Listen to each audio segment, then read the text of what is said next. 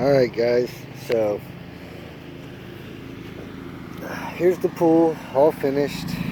It's very pretty down there. I don't know if you can see it, but that is all finished. Beautiful. Very nice. Guys did a great job. Worked on it. And yeah, good stuff. So got some bugs in there. Gotta get those out. So yeah, that's going on. And what I wanted to show you is, had a little comment from the big woodchuck himself, and well, here's what's going on. So I went out, got some irrigation line. I'm gonna run irrigation all the way down these pots, irrigation on these pots, and I got more irrigation line so I can run more irrigation on more pots. Now, with that being said, I got a lot of work done to do ahead of me. I got to get a lot more soil, which basically is horse manure. I've been fighting blight. I'm gonna come out here spray these again today. As long as it ain't raining, that's good. That gives this newer stuff a chance. And I gotta get rid of all that blighted nastiness. I put bone meal, blood meal. I got fruit setting on, but I don't know. See, I got fruit setting on, but like I said, I don't know how much fruit I'm gonna get off of these plants right now. Right now, anything goes. It's up in the air, so a lot of work ahead of me. And it's been getting hot and humid. And you know, these were on this morning. I'm probably gonna have to put them on again, switch a couple of these out. I gotta do a little finagling, if you will, with these plants. I'm gonna try to tie this video with the other video. I hope it works. Look, these are starting to set fruit. Beautiful. I am trying to get big, heavy tomatoes, but I'm also trying to get healthy tomatoes and an abundance of them, because I need them for canning and things of that nature. So if I get one huge tomato, I'll be happy. Now this, I figured out. I went, did some research, did some reading. This is a yellow blight, and what it is leaf hoppers. They pick specific plants, very specific, and this can't spread to my other plants, but very specifically. And then you start having this. There's really nothing I can do about it. I could cut the plants out, but I'm already getting fruit, so I'm gonna just let them fruit. I need the seeds. Gotta get the seeds, because that's a whole nother video. Anyways, so I'm gonna tie these up. Get that. Hey, what are you doing? What are you doing? Neighbor's dog come over to see what I was doing. But I'm starting to get some onset here. And these are a beefsteak variety. I gotta get this up off the ground. I got a lot of stuff to do here. So, and also, if you look over there, right there, those bags, they're gonna be filled with taters. So, because we have such a nematode problem here, it's ridiculous. I mean, you can, if you're growing in the ground, you're going to have nematodes. That's why down here, a lot of people will have oak trees in their yard, because the oaks, they deter root knot nematodes, and so do marigolds, onions, things of that nature. So, yeah. And on top of all this, in the fall, whenever my gardening season does start, and I have actual, you know, the proper climate to grow lots of food, I got to start school. So that's going to be interesting. I'm going to be going to school for landscape management and horticultural specialist. So hopefully this all works out and I can get an associate's degree and move on, whatever, and what have you. So, but that aside, I got to get these plants tied up. Oh, and by the way, Mark, Yeah, you see that right there? Look right there. You know what that does? That holds up a tent, a shade cloth. And I'm gonna run it all the way across to right about here to my other row of tomatoes. Now, I've seen your videos. You got a few things growing, guy. I'm watching all you guys. And that's okay because, you know, I can see that my fearless leader, John, was nice enough to not count those fish. That was very, very humble of him. But I'm not that nice. If I caught 15 pounds worth of fish, it's going on the scale and it's going on the board. That's just me. He's a nice guy. I'm not that nice. So I plan on talking to my neighbors too about some mangoes I see on their tree, which I'm going to harvest and make a jam out of, because mango jelly and jam is just so good. And also I have my roselle. It actually came up and it's doing good over here. This might be two separate videos for all I know, part 1 and part 2. And I got the war carries on. See that little guy right there? He will eat every one of these. Girl, guy, whatever it is. Now I gotta start spraying my leaves again. That's high sign. Gotta take care of that before they get to the fruit because they always tear it up. Now, my roselle is growing. I'll make jams out of that. I have really nothing in this bed, so I have stuff over there I'm gonna put in this bed. I guess the corn was my single seed challenge. Does that sound good? Maybe? No? I never officially got in it, so. But little fun lesson with corn. Your pollen's up here. Whenever your tassels come out, that pollen, I should have got this sooner, but the pollen that's has already fallen onto this, the tassels come up and they get that pollen, and that's where your corn comes from. But I won't get nothing from this. It wouldn't surprise me. The beans aren't doing so well, which is fine. I got another crop I'm going to be sending in. My kale, however, is going insane. And the reason why you guys see all these tree limbs right here is for 2 reasons. Number 1, we had to take out that Brazilian pepper.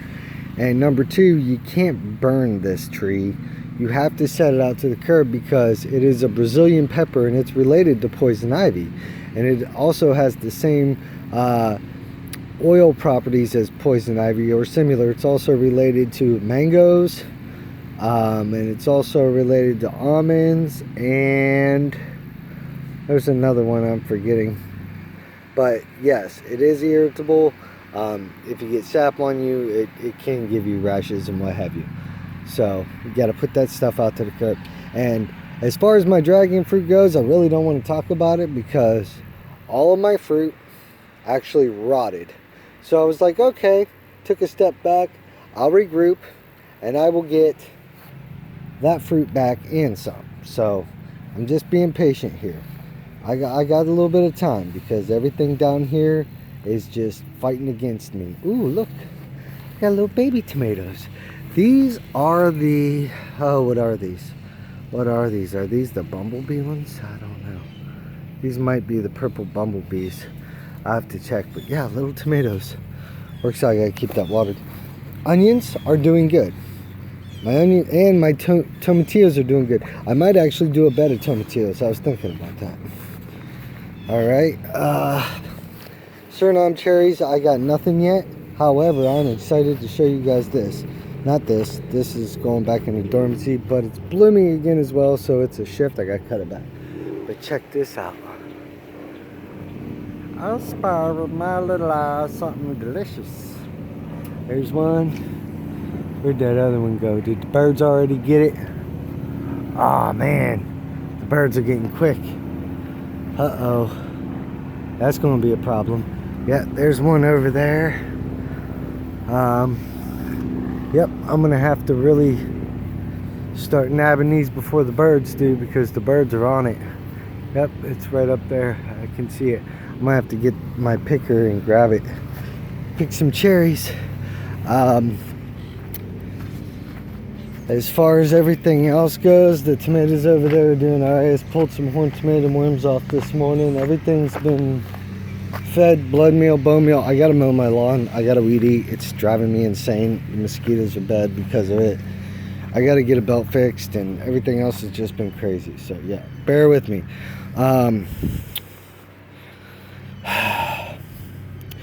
Now, I don't even know what to do with this Swiss chard, because I'm like the only one in the house that likes it. So I'm probably gonna wash it off, bag it up, freeze it, use it for salads maybe. I got issues with all these tomatoes. I've had worms, big horn tomato worms, and there's probably one in there right now. I just don't see it because I haven't slowed down and looked at my plants. And that's another thing. If you're gardening, slow down, take time, drink your coffee, look at your plants, get in there, touch them, move them. Don't be afraid to see what's going on with them, see if they're rooting. You know, your plants are going to tell you so much. Like, I'm seeing something I'm not liking right now because this plant was sitting on the ground. Do you see it? Something's nibbling. Oh, look, he's still here. Oh, darling, foolish darling. He will go to the chickens. They will feast. I gotta get these in the ground. There's so much stuff I gotta get done today, and I still have to figure out getting to the vets and yeah, fun stuff. That's what happens though. Life gets crazy. Alright, let's see here. Basil's doing good. These tomatoes are starting to flower. I got that blight, man, and I don't even know how I got it in here, but it's in here, and I'm kind of really annoyed with it. I might actually cut that plant out and put a pepper there. But the whitefly in here is horrible as well. I gotta do a lot of spraying, guys. I gotta do, you know, if you grow in a greenhouse, here's a little tip. Have neem oil, have everything you need. Keep it, don't be like me, okay? This is disgusting. It should not be like this. I know that. I am fully aware that there is somebody out there with OCD who is losing their mind right now because they're like, oh my God, pick that up, sweep that up. You got dead plants everywhere, you got disease everywhere. I am well aware of that. I am just trying to transition. I'm doing so many things at once, and with the bugs, it's an uphill battle. So I will get everything straightened out eventually. See, these clones are doing good. This one didn't make it, had a little root rot. Boop, out it goes. These tomatoes I'm interested in, but look, they're starting to get the leaf curl too, man. What is going on here? And I'm working hard to keep these from doing that. And they're inside, so I don't know. I'm gonna have to spray everything down in here. My lettuce was a fail, you know, good and bad. Didn't make it. There's still water in there, but these didn't make it at all. They didn't like it. I think I need to put oxygen in there and get it going like that. Seems like the answer that needs to happen. Let's see if it actually will bubble. Yeah, it does bubble. Cool. So maybe at some point figure that out. And then my oranges, or my mandarins, I gotta get those straightened out. So yeah, I got a lot going on, I know. Let's see here, pepper plants. Actually, I might do more buckets and put them over there on the fence line. That'd be wise. That way they get watered and I wouldn't have to worry about watering them too much.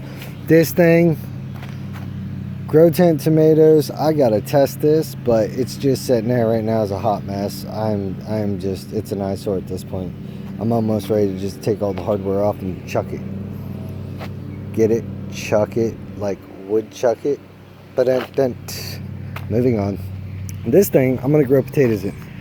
We found it on the side of the road. It's like this old wooden furniture. I almost thought about redoing it, and I was like, nah, it'd be a good carrot or potato bed. Keep the nematodes out. I might actually just do carrots in this thing called dub it the carrot bed. My citrus, here's another fail.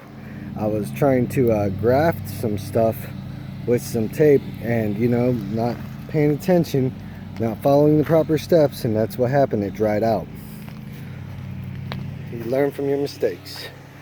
Fig,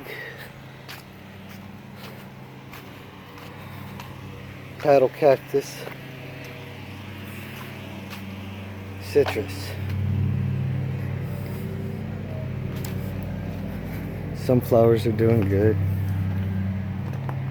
I gotta cut this grass. The bees like it though. The bees love this. See, that's one reason why I do hesitate cutting my grass right there, because these little girls right here are making me a lot of honey, and I don't want to take that away from them, but I ain't got much choice now. I might just grow wildflowers up against the house. Figure that out.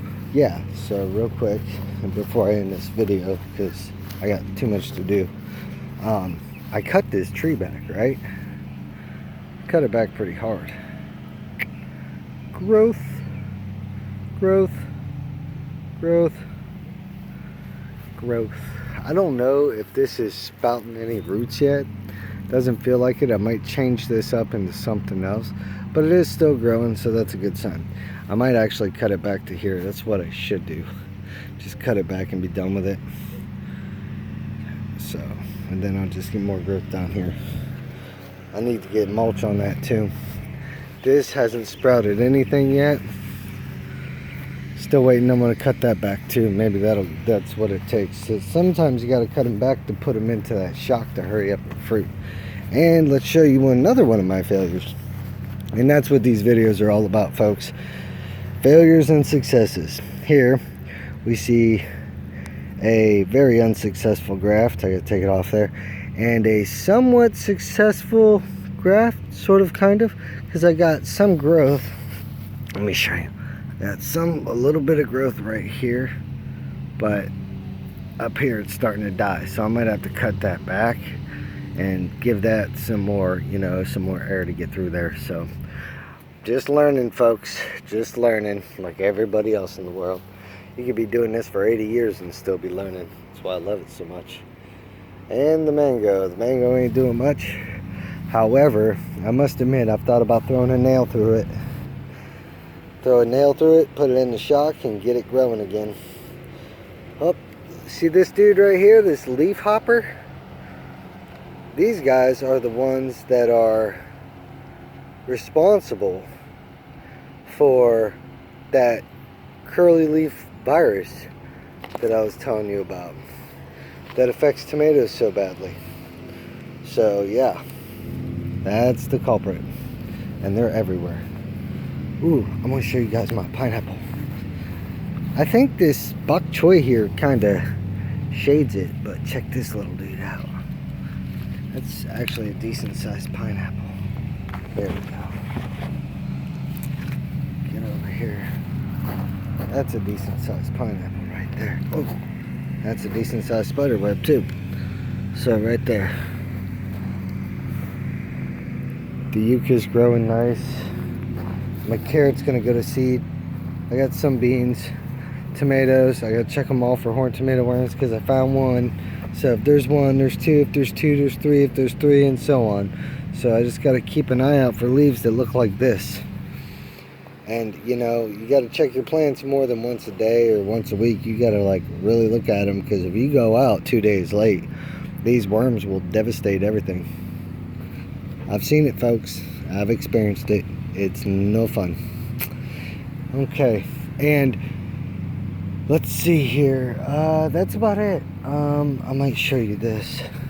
I got another pineapple. Alright. Well, I got two pineapples. I got this little baby pineapple right there. Okay. And then I got this pineapple right here. Look at that thing. And it ain't even turned yellow yet. Still got some growing to do, so alrighty.